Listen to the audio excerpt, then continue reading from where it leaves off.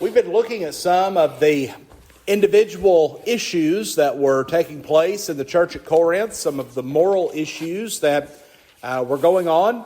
They were having some issues with different forms of sexual immorality. They were having issues with brethren going to law against each other rather than handling matters, religious matters among themselves.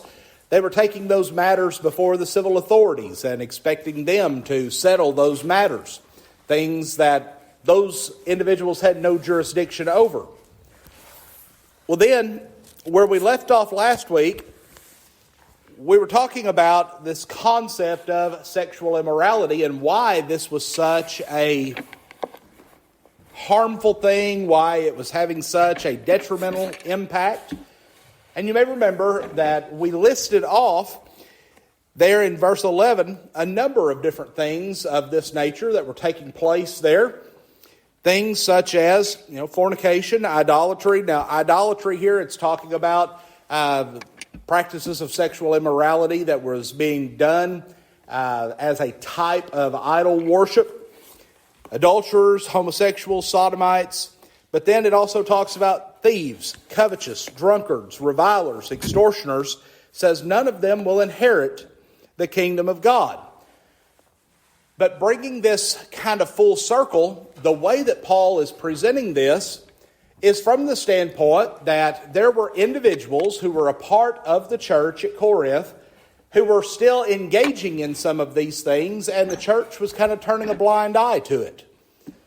They were permissive of people in their midst who were engaging in these things. And so after Paul makes this statement that that people who are engaging in these things are not going to go to heaven. They're not going to be able to be a part of the kingdom of God. They're not truly Christians if they're engaging in these behaviors. But he brings it full circle by stating, and such were some of you. Some of those who were faithful Christians in the church at Corinth, he says, you engaged in these kinds of behaviors.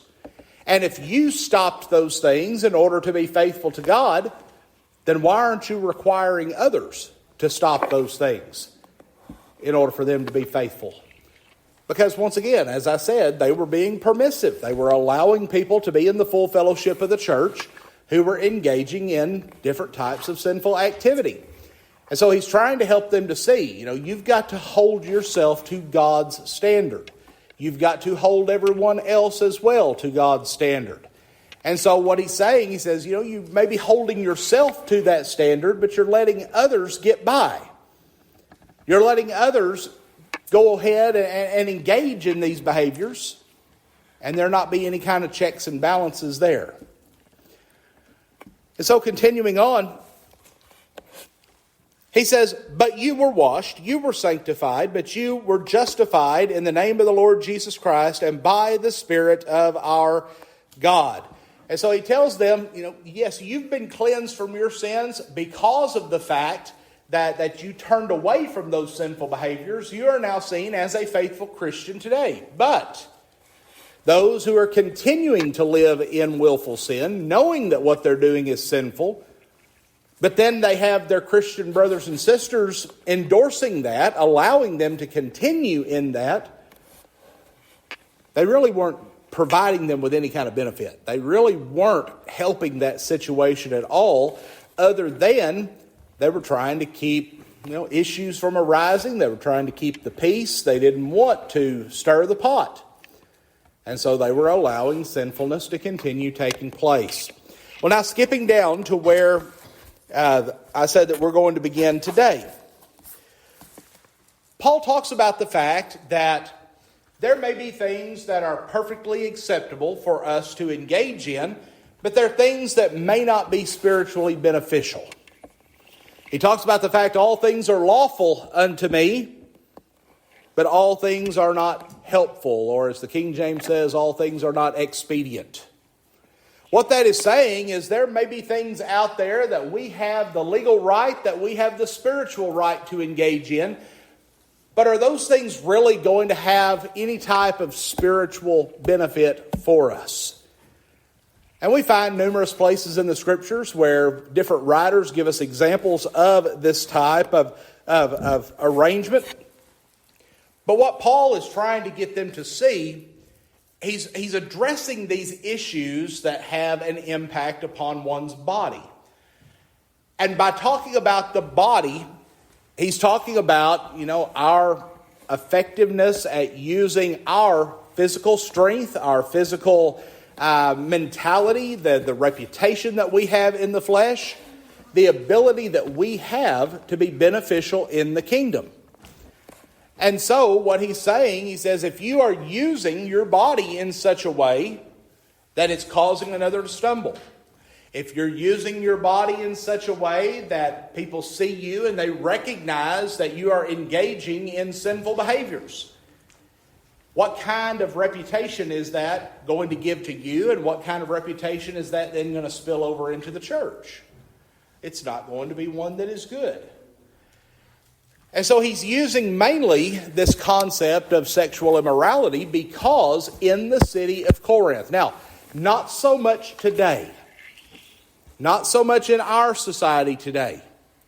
But in the city of Corinth and in many other Roman cities of that day, sexual immorality was a very public and very prevalent sin. It was something that would take place in the public places, in the temples that people would go into to worship. You had people that would engage in different forms of sexual immorality because this was the way that they were taught that you worship those false gods. But now you stop and you think, if you have someone that is professing themselves to be a Christian, that's holding themselves out as a Christian, but yet you see them going into those feasts and going into those ceremonies where that type of activity is taking place and continuing to engage in that type of behavior, is that going to give a good reputation to the church? No. It's not going to give a good image of that person. We're not going to look at that person and say, well, that's a strong Christian man or woman, because they are engaging in things in the flesh that stand in contrast to God's will. So what Paul says, he says in verse 18, flee sexual immorality. Every sin that a man does is outside the body, but he who commits sexual immorality sins against his own body. Or do you not know that your body is the temple of the Holy Spirit, who is in you, whom you have from God, and you are not your own? For you were bought with a price. Therefore glorify God in your body and in your spirit, which are God's. Now I've spent a little bit of time this week studying this verse where it talks about that he who commits sin, or that every sin that a man does is outside the body. Well, we know that that has to be a general statement, because we know that there are many sins that we are able to commit that take place in the mind, that take place in our thought processes. They are not necessarily things that take place outwardly. And so in this, my personal belief on this, and if you differ, please speak up and we can discuss it. I believe that Paul is addressing this specific issue that's taking place at Corinth. The things that were plaguing the church at Corinth were not necessarily things that were going on in the minds of those Christians, but it was the outward actions that they were engaging in. But he says, and he uses sexual immorality as an example here because this was one of the main things they were battling. And when he talks about that sexual immorality is something that takes place, as it says, sins against his own body. Well, we understand that sexual sin is something that comes as a result of lust. Lust is something that originates in the mind and in the heart. And so, as he's talking about here, yes, there was the outward sin that was taking place, but in this situation, there was also an inner sin that was taking place. And so this was something that was having an impact both outwardly and inwardly, having a devastating impact upon those who were engaging in these kinds of behaviors. And what he reminds the church at Corinth, he says, you need to keep in mind the fact that your body is to be used for the glory of God. Your body is not your own. Your body was purchased. Our bodies were created by God. We were created in the image of God. But also, those who are Christians, we have been purchased by the blood of Christ. And as such, we are to live both inwardly and outwardly according to God's will. Not allowing, the lust of the flesh, lust of the eyes, the pride of life, not allowing any of those types of sins to come to impact us. But once again, in this specific context, I think by Paul making that statement that these sins are out of the body, that they are outward. Yes, there were many of the things that were taking place at Corinth that their main impact was on something that was outside of the human body. But when it came to this specific sin he's addressing, it had a detrimental impact both inwardly and outwardly because of the type of sin and the type of influence that it had. Okay, any questions or comments up to that point? As you can tell, I'm a little stopped up today. My voice is a little hindered. So if anyone has any questions or comments, I welcome you to speak up and share some of that and let my voice have a little break every now and then. Okay, let's move into chapter 7. Chapter 7 is going to be one of the main passages that people turn to look at what is expected in a Christian marriage. Matthew 19 is another passage that we often look to. But as we look at this chapter, something that I want you to keep in mind as we go through this, the churches in the Roman Empire at this point were facing persecution. Every child of God at this point had the possibility of facing some type of persecution, be it imprisonment, being put to death. There were even some situations where Christians were driven away from cities, driven away from certain locations because people didn't want them there. And so when Paul starts talking about things such as, it's better to remain unmarried, he's not presenting that in a general sense. He's not presenting that from the standpoint of he's saying, it's sinful if you get married. Some, especially our Catholic friends, will look at this and say, well, Paul's saying here it's better to remain unmarried, so that's why we say that our clergy are to remain unmarried. Well, we know the Scriptures tell us that one of the signs of sinfulness in the church, one of the signs that the church is falling away is when people begin to forbid marriage. So keep in mind, Paul is not forbidding people to marry, but what he is going to say in this is due to this time of present distress, this time of persecution that they were facing. He said it would be better off to remain unmarried and not become, encumbered by the responsibilities of marriage and a family when you're facing a time of uncertainty. They would be better, at least during that situation, not to take a wife or a husband, not to have children, because it was just going to make that specific situation more difficult. So with that in mind, let's look at what Paul says. He says, now, concerning the things which you wrote to me, it is good for a man not to touch a woman. Now, this statement, this is a statement that had become a common statement among the Jews in the first century. This statement is one that does not have any type of scriptural basis, meaning for its exact wording. But this was a statement that the Jews would use in teaching their young people and in instilling a fear in them, especially young men.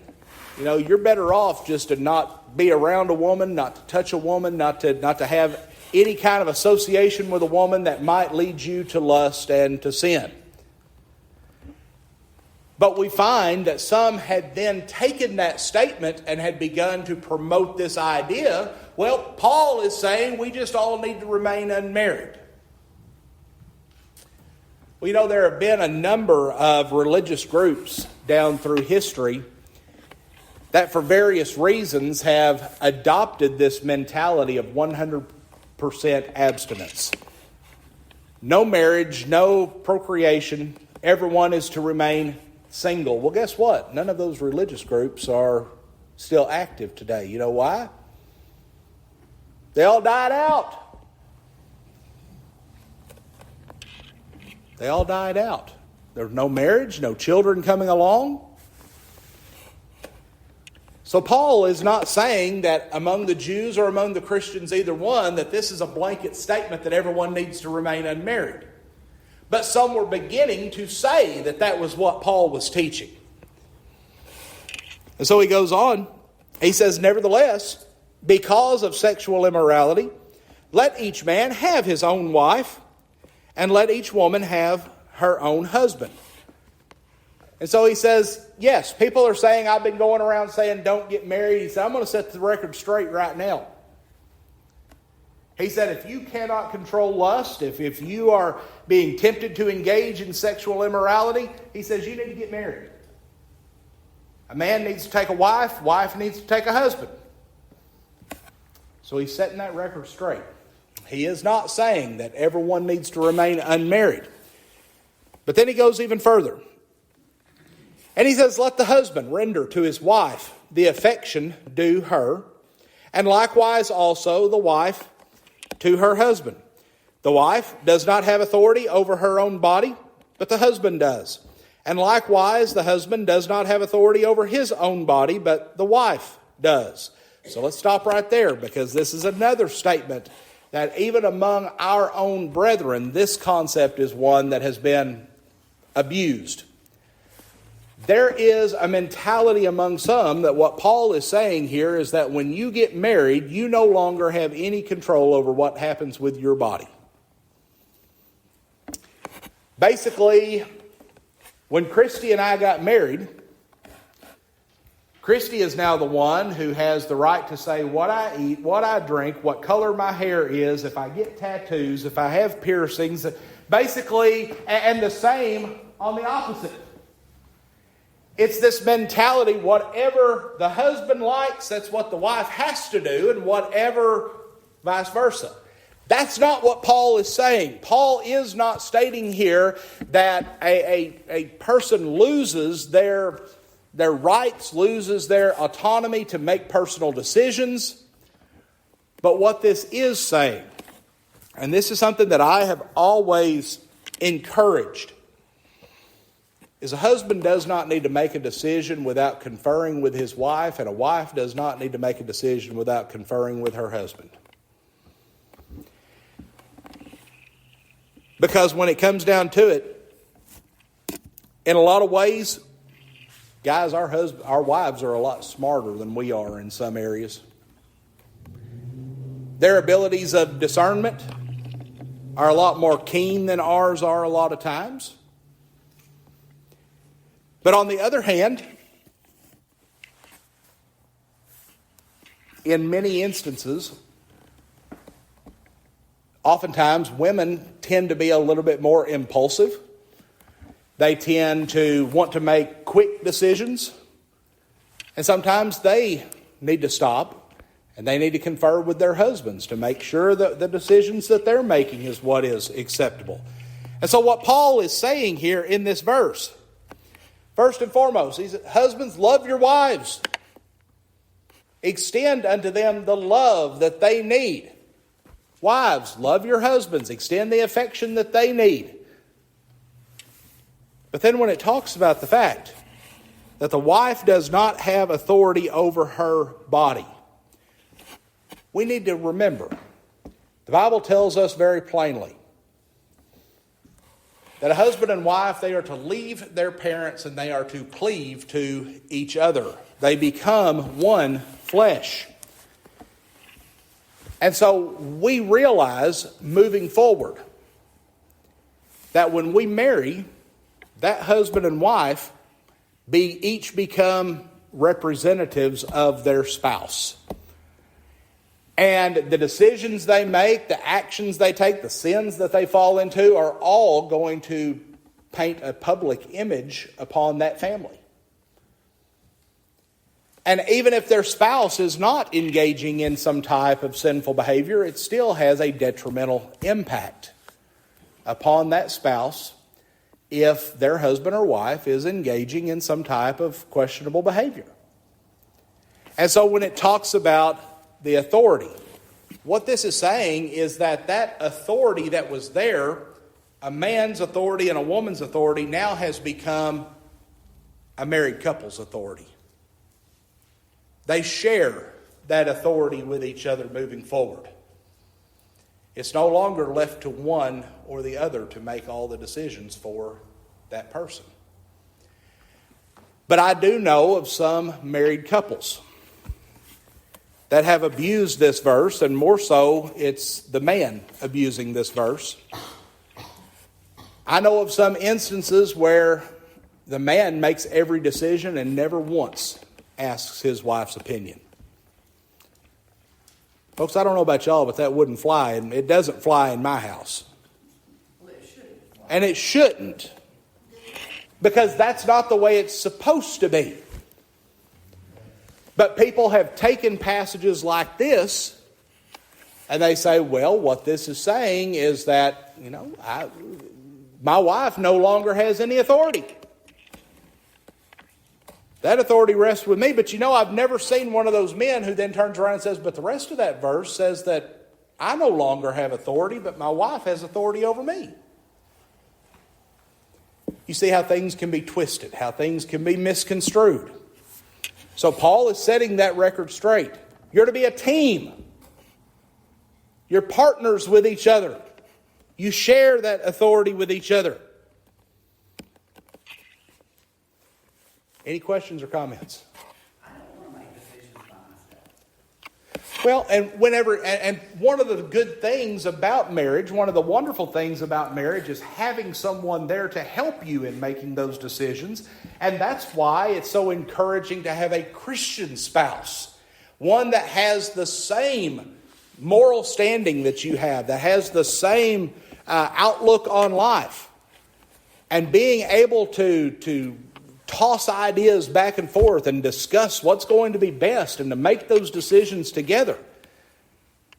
That's one of the wonderful things about having a husband or a wife. Yes, sir. It also prevents the blame game. It does. It helps me,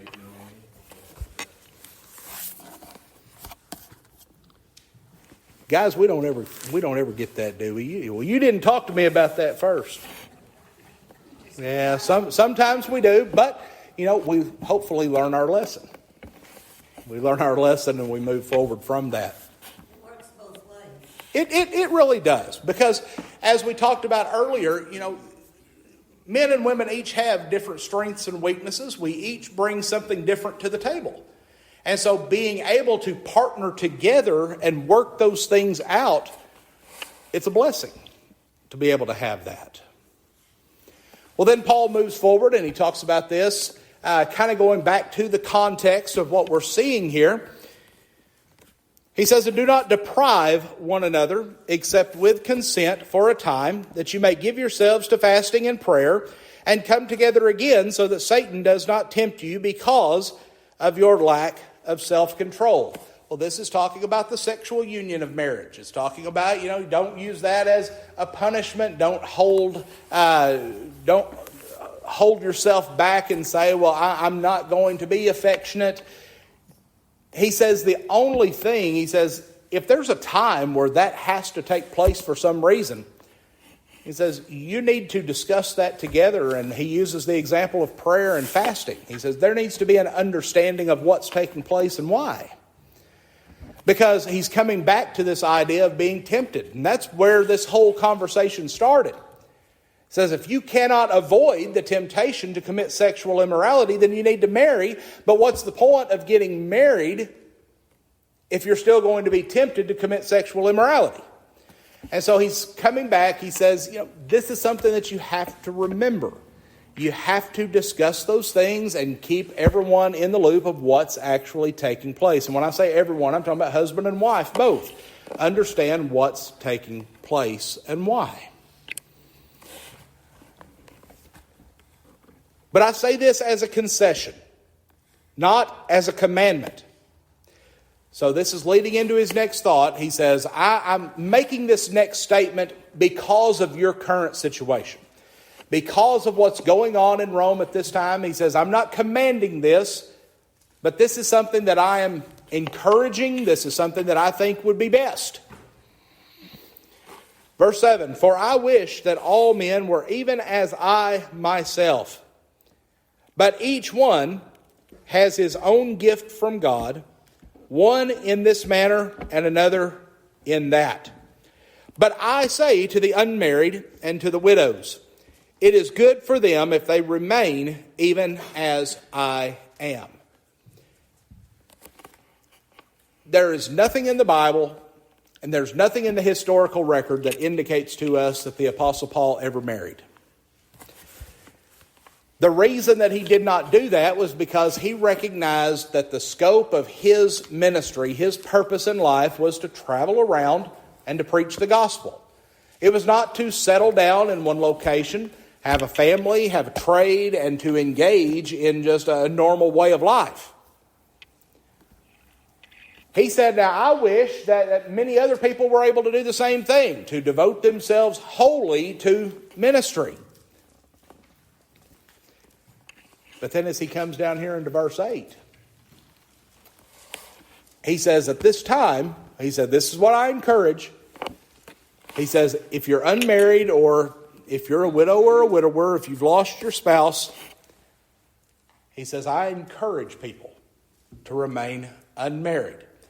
And as we'll see later on, it was because of the fact of this persecution they were facing, these difficult times. He says, I encourage them to remain as I am, meaning as he was, single. He says, but if they cannot exercise self-control, meaning if they cannot keep themselves from submitting to sexual immorality, then by all means get married. They are well within their legal right to get married. They do that to avoid sexual immorality. He says, let them marry, for it is better to marry than to burn with passion. Some translations don't include the words with passion. It just says than to burn. And it's led some to believe that if a person is tempted to commit sexual immorality, that this is something that is so bad that they're automatically going to be condemned. That's not what this is saying. We know that temptation does not condemn a person. Giving in to temptation, committing the sin that one is tempted to commit, that is what leads to condemnation.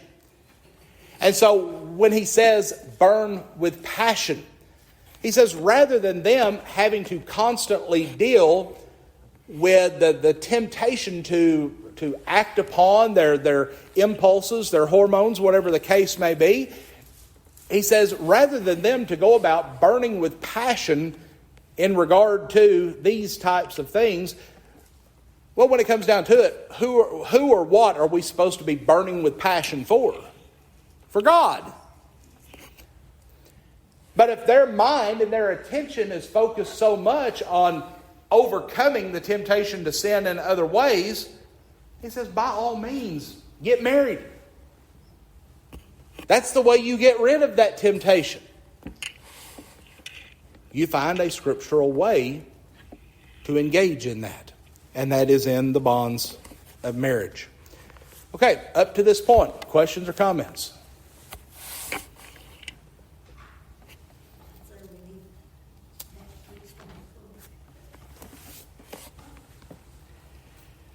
Well, now Paul's going to give some instructions to those who are already married. Starting out, he's talking mainly to those who are unmarried, giving them his opinion, his advice. But now he's going to talk to those who are married. And we won't get through this whole section, but let's go ahead and look at a couple of verses. He says, "Now to the married I command, yet not I, but the Lord." Notice a difference in his wording here and in his wording in the previous thought. In his previous thought, he said, now this is a what was the exact word he used? This is a concession. This is my opinion. This is my encouragement, but this is not a command. But now when he comes down to talking to those who are already married, he says, but I want you to know this is a command. What I'm about to share is not my opinion or my thought. He said, this is a command. This is what is expected.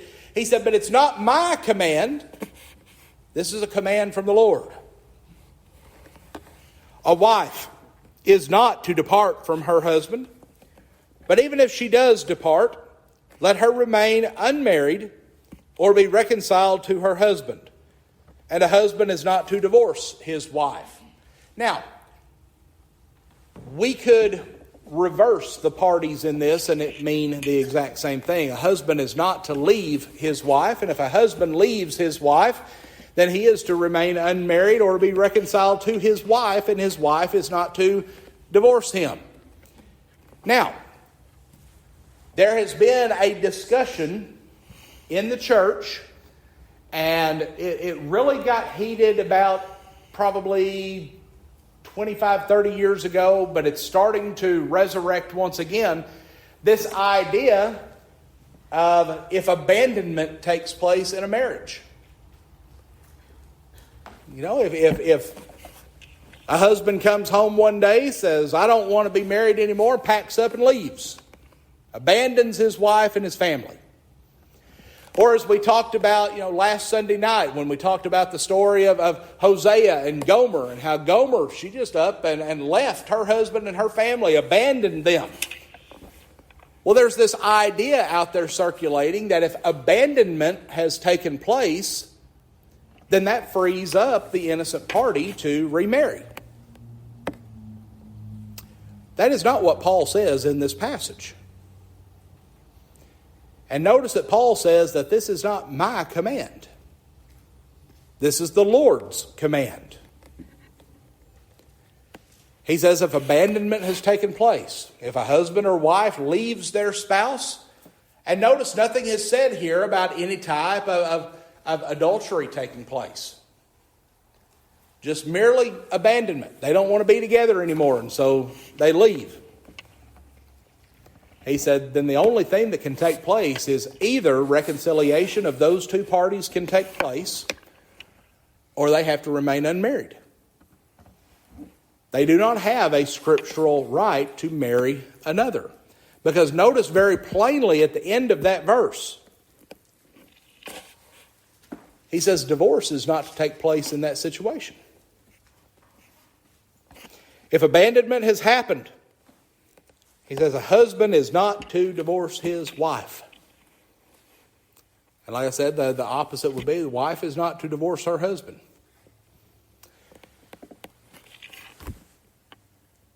I understand, as I'm sure we all do, that there are many situations of life that people find themselves in that are heartbreaking.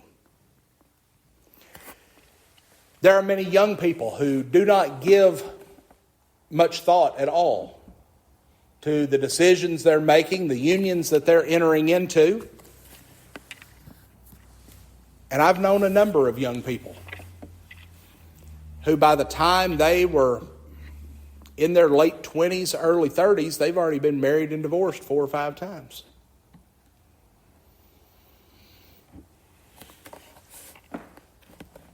The Bible is very strict on what is expected of us in our marriages. And I would say that going back to what Paul was talking about in this previous thought, let me just add this little addendum to that, and I'll say this is Josh's concession, not Josh's commandment. what I always encourage to young people, don't rush into anything. Give yourself time to make sure that the person that you are considering marrying is one, number one, who is a Christian, but is also one who is a good moral person that is going to have your best interests in mind, but whose number one goal is honoring God, serving God, keeping His commandments. Take the time to find that out before any type of commitment such as marriage takes place. All right, we'll stop right there. And Lord willing, next Sunday morning we will pick up in verse 12.